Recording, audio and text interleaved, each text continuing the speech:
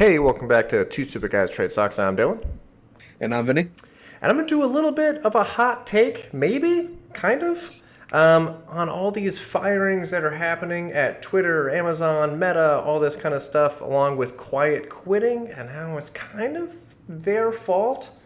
Some people are going to disagree with that, and I'm just kind of playing devil's advocate, so we're going to get into it.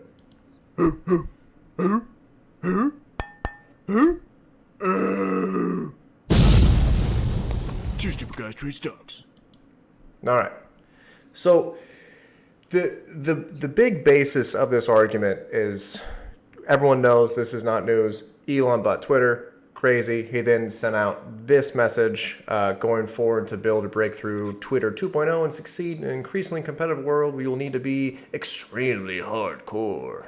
This will mean working long hours at high intensity. Only exceptional performance will constitute a passing grade. Yada, yada, yada, yada. Anyways, 7,500 employees to less than 2,700. Okay? That's a big drop. Yeah, I also seriously disagree with his logic here. Only exceptional performance will constitute a passing grade. Exceptional compared to what? If you don't have average, you can't have exceptional.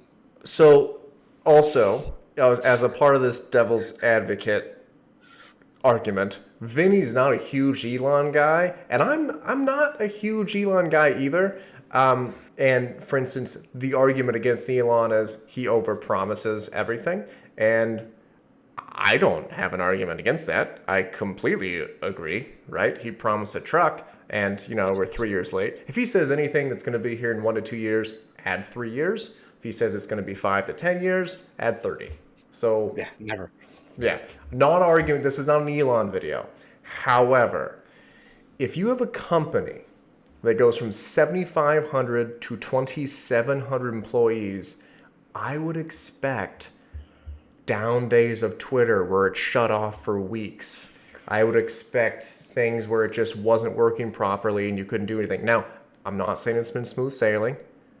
They made some really bonehead moves with that verification shit and actually affected the stock market as a whole, which Yes, I did. was wild. You want to talk about that? That's crazy. That was pretty wild to watch those kind of companies. People come out and pay the $8 to be able to take over a company account basically and pretend that they were them, and then insulin's going to be free, and all of a sudden billions of dollars of market capital wiped out. Yeah, that was wildly reckless to put it politely. Wild. It was a dumb idea, but what I want to show you, this went viral a little bit, and this is not a special one. This is happening all over, not just Twitter, but Meta. There's tons of them.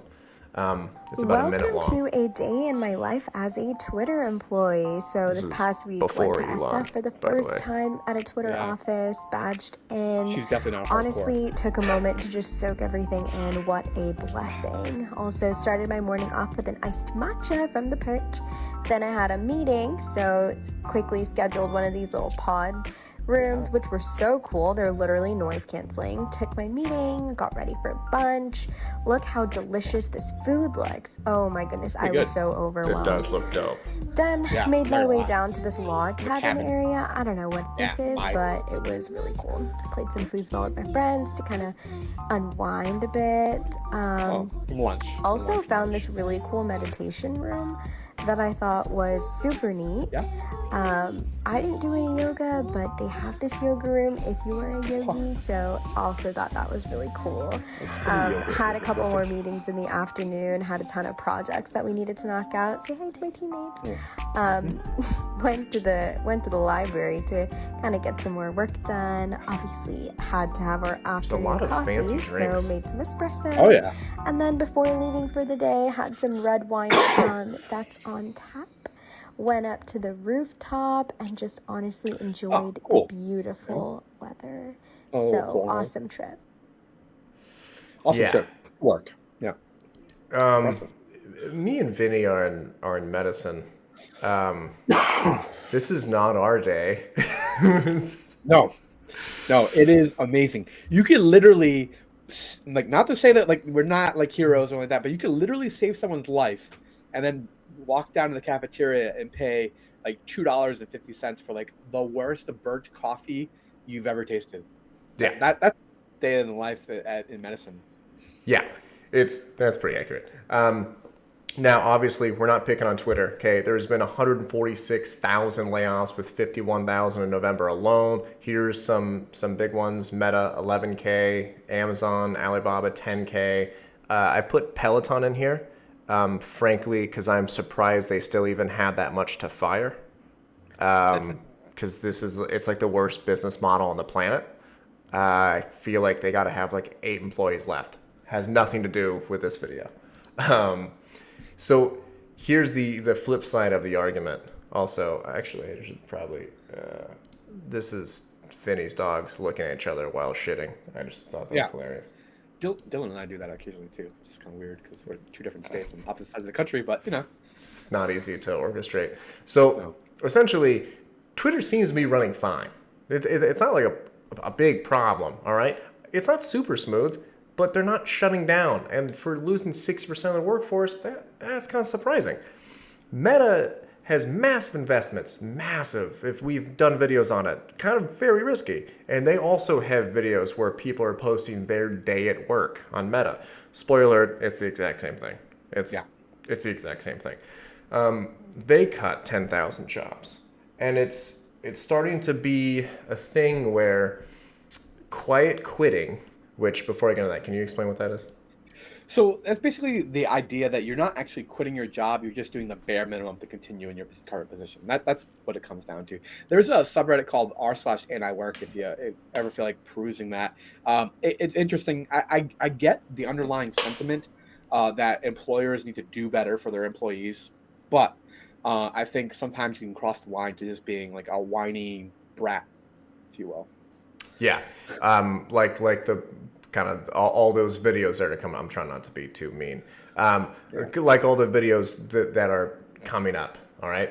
Yep. Quiet quitting was a thing. Employers were angry because there were so many positions available and not as much people. And now that more and more people are getting fired, people are getting very upset that they're losing those positions. I gotta be honest, it just seems like if I owned a company, I would do the exact same thing. Like, well, I wouldn't have put myself in that position in the first place where people are doing 1 hour of work every 8-hour shift, right? But to me, I just, I don't really have a problem with it. I feel like they don't deserve their jobs. But, yeah. Yeah. So a couple of points I would make here. One, when you are talking about Twitter, right? This, in effect, of losing that much of your workforce could be akin to like stopping maintaining your car. If you stop doing your oil changes and new brake pads and tires, it'll run for a while, but eventually stuff will start to break. True. Right? So that's definitely a worry. No, solid point.